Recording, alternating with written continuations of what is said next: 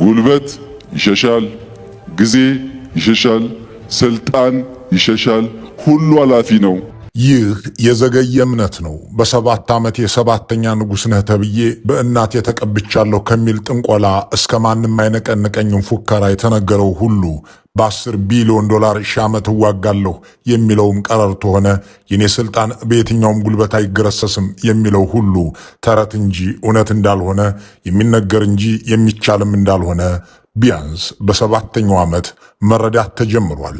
እንኳን አንድ ሰው ወዲህና ወዲያ የሚያደርጉት የሰርክ ስራው መግደልና መንቀል የሆነ የአንድ ግለሰብ የማለዳ እንቅልፍ እንዳሻው የሚያደርገው ስልጣንን ለምን ዓላማ መጠቀም እንደሚቻል እንኳን የሚያውቁ ጠቅላይ ሚኒስትር የሚመሩት ብልጽግና ይቅርና ሮማን ኢምፓየርም ተንኮታኩቷል። ኦቶማን ተርክሽም ወደ መቃብር ወርዷል። የሰለሞናዊ ስርወ መንግስትም ተገርስሷል። እናም ጠቅላይ ሚኒስትር አብይ እንዳሉት ስልጣንም ይሸሻል። በተለይ የአምባገነን ስልጣን በደንብ ይሸሻል። ባለስልጣንም ይሸሻል። ወይም ከቀናው ሌሎችን ወደሚያደርግበት ከርቸሌ ከባሰም ብዙዎችን ወደ ሸኘበት መቃብር ይሸኛል። አለያም እንዳይመለስ ሆኖ ከአገር ይባረራል። ስልጣን እንደሚሸሽ አላውቅ ብሎ እንጂ የገባለትን እየገደለ ያገኘውን እየዘረፈ የሚቀጥል የትኛውም የጭካኔ ጌታ ጀንበሩ የጠለቀችለት እንዲሁ ነው። አትግደልና አታፈናቅል ሲባል ጦርነትን አትውደድ አገርን ያወድማልና ሲባል አገርህን በውጭ አገር ሰራዊት አታስወርር የጎረቤት አገር ጦር አታስገባ ሲባል የማይሰማ መሪ ስልጣን እንደሚሸሽ ለመገንዘብ 7 ዓመት የሚፈጅበት እንደ አብይ አህመድ ያለ ገዢ መጨረሻው እንደማያምር ሎረንት ካቢላ ምስክር ነው። አብይ ትልቋን ኢትዮጵያን በትንሿ ኤርትራ እንድትጠቃ መሪዎቿም የኢትዮጵያን ጄኔራሎች እያዘዙ እንዲዘርፏትና እንዲወጓት እንዳደረጉት ሁሉ ካቢላ ትልቋን ኮንጎን በትንሿ ሩዋንዳ እንዲሁ ያደርጋት ነበር። ካቢላ ልክ እንደ አብይ ነበር። ስልጣን እንደሚሸሽ ያልገባው 5 ዓመትና ከዚያ በላይ የኖረ ተቃዋሚዎቼ ያላቸውን ሰዎች ሲገድልና ሲያሳድድ ቆየ። ልክ እንደ አብይ ስልጣኑን ካደላደሉለት ጎረቤቶቹ ጋርም ጸብ ውስጥ ገባ። በመጨረሻ ወደ መቃብር ወረደ። የቀድሞው ዛይር የአሁኑ ዲሞክራቲክ ሪፐብሊክ ኮንጎ ልክ እንደ ኢትዮጵያ ትልቅ አገር ነው። አንድ ኮንጎ 90 ሩዋንዳ ይወጣዋል። ግን ፕሬዝዳንቷ የነበረው ካቢላ ትልቋን አገር ትንሿ ሩዋንዳ እንዳሻት እንድታደርግ ፈቀደ። ልክ አንድ ኢትዮጵያ ማለት 10 ኤርትራ የሆነችውን ያህል ደግሞም ሻቢያን አምጥቶ በኢትዮጵያ ውስጥ እንዳሰማራው የአብይ አህመድ መንግስት ያለ ነው ነገሩ። ደግሞም ካቢላ በትምህርት የተዋጣልኝ ነኝ እስከ ፒኤችዲም ደርሻለሁ ይል ነበር።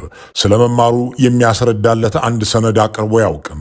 አብይ አህመድ ከ7ኛ ክፍል በኋላ የት እንደተማርክ ለምን ግልጽ አታደርግምና ጠላቶችህን አፍ አታስይዛቸውም ብለው ለጠየቋቸው የቅርብ ወዳጆቻቸው ለምን የኔ ብቻ ይራገባል? ምኒልክ ተምሯል፣ ኃይለሥላሴስ ትምህርት ጨርሷል፣ መንግስቱስ የት ተምሮ ያውቃል? በማለት በምሬት እንደመለሱ ተሰምቷል። በእርግጥ ምኒልክና ኃይለሥላሴ መሆኑ መንግስቱ እንደ አብይ አህመድ ዶክተር በሉኝ እያሉ ህዝብን አላስጨነቁም። ከፊርማቸው ግርጌ ፒኤችዲ የሚል መለያ አያስቀምጡም ነበርና የእነሱ የትምህርት ጉዳይ አነጋጋሪ ሆኖ ያውቅም። ሎረንት ካቢላ ግን እንደ አብይ አህመድ ነበር። ዶክተር ካላላችሁኝ ብሎ ህዝቡን የሚያስጨንቅ ካቢላ ከሞቱ አሟሟቱ እንዲል ሀበሻ ከሚወዳት መንበሩና መንበሩ ላይ ቁጭ ብሎ በሚያምነው የቅርብ ሰው ተሰናብቷል። የማይቀረውን ሞትም ተቀላቅሏል። ከመቃብሩ በላይ ያለው ስሙ ግን ከጎምዛዛ ታሪኮች ግራና ቀኝ የሚነሳ ነው። በዚህ የአምባገነኖች መዘከሪያ ዝግጅታችን ያንን ኮንጓዊ እንተርከዋለን። ከአነሳሱ ይልቅ አወዳደቁ እጅግ ይገርማል። የገዳዩ ድፍረት ያስደንቃል። አስገራሚውን የህይወት ጉዞ ስልጣንም እንደሚሸሽ የጉብዝና ወራትም እንደሚመሽ አገር ምድሩ ካልተገዛልኝ ብሎ ማስፈራራት እንደሚያበቃ ምስክር የሆነን ዘንድ ሎረንት ደዝሬ ካቢላን ይዘን ደቂቃዎችን እንቆይ። አብሮነታችሁን የምንጠይቀው በቆይታችሁ እንደማትከስሩ በመተማመን ነው።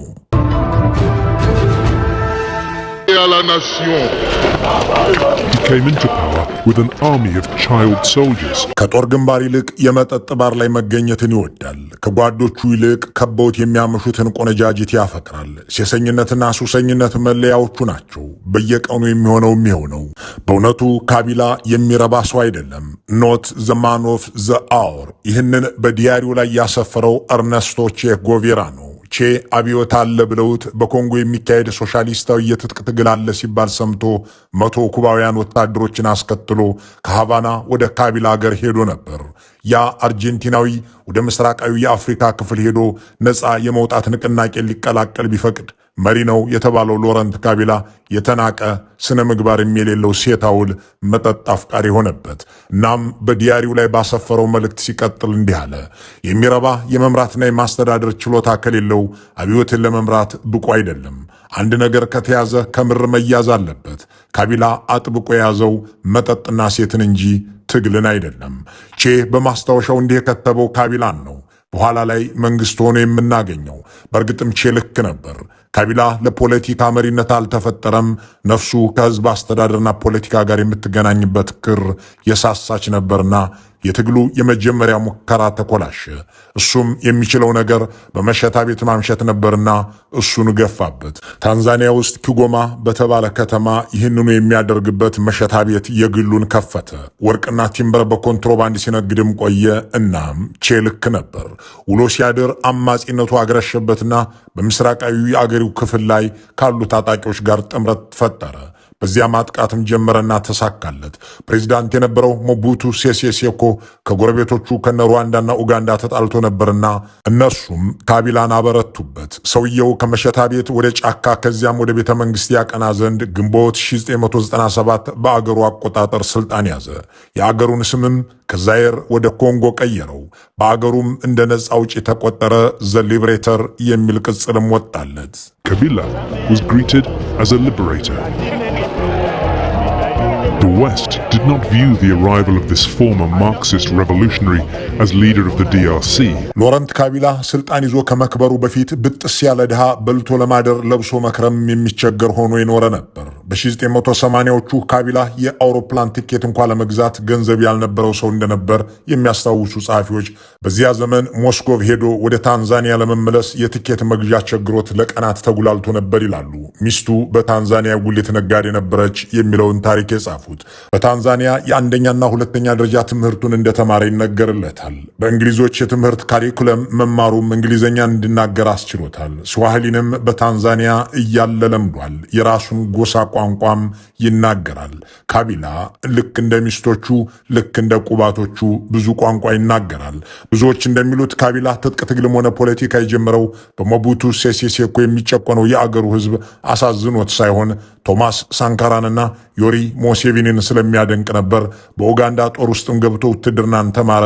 ያዝ ለቀቅ እያደረገው የነበረው ከሴቶችና ከመጠጥ በሚተርፈው ጊዜ ያከናውን የነበረው ትጥቅ ትግል ተሳክቶለት ኪንሻሳ ሲደርስ ሞቡቱን ማረን የሚያስብል አገዛዙን ጀመረ ይላል ድርሳነ ካቢላ። ሕገ መንግሥት አያስፈልግም አለና ሕጉ የኔ ቃል ነው አለ። ለስልጣን ያበቁትን ሁሉ ካዳቸው፣ ተጣላ። ከትንሿ ጎረቤቱ ሩዋንዳም ጋር ተጋጨ። ኡጋንዳንም ጠመዳት። ስልጣኑን ለማደላደል የተጠቀምባቸውን ጎረቤቶቹን ሁሉ እንደገና ካልወገኋችሁ ሲል እናገኘዋለን።